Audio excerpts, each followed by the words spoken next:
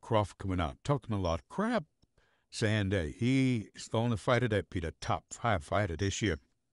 Whereas before, so we never seen Terrence Crawford this vocal. Um, that's why I say, there's a lot more going on here behind the scenes. And, say all of a sudden he's coming out like, saying he's a popular fighter or something. But, you can always look at boxing, and, saying if you notice anything about boxing is that you can always lose, right? Errol Spence Jr. lost bad, and these things could be due to any kind of circumstances, or it could just be that Bud Crawford was better that night, right?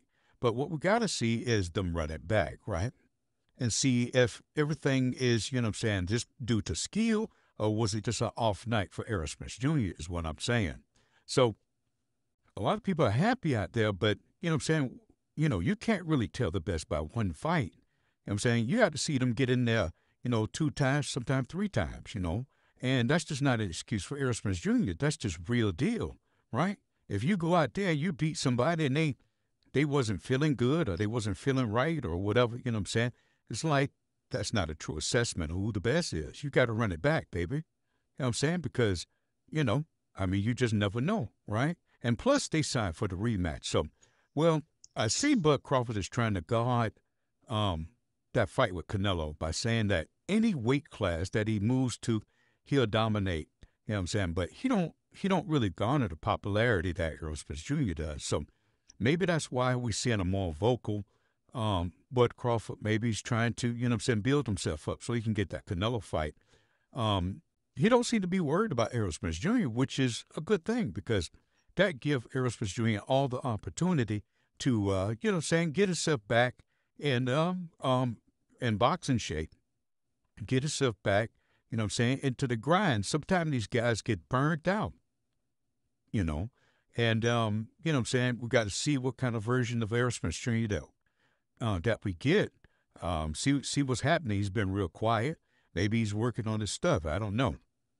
But it's kind of hard to keep up with these guys because they're in and out and they don't fight enough. Of course, we know that Bud Crawford, he fights when he wants to on his terms, He got his tune up in. Errol Spence Jr. came off a layoff.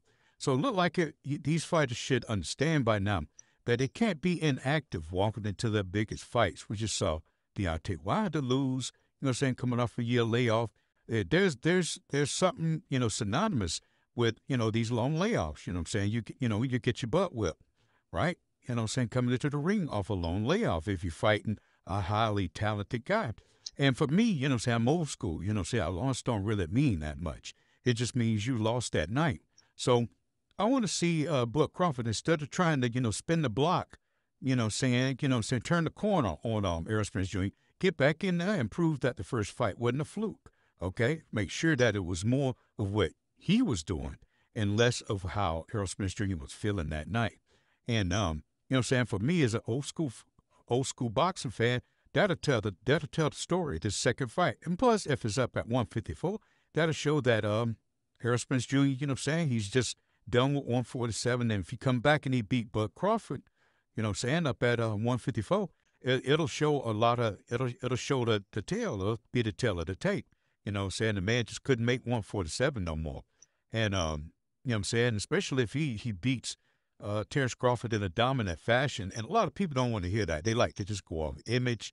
They don't care about the substance of boxing. They just care about the perception of boxing. And that's not the kind of fan I am, So it is what it is, though.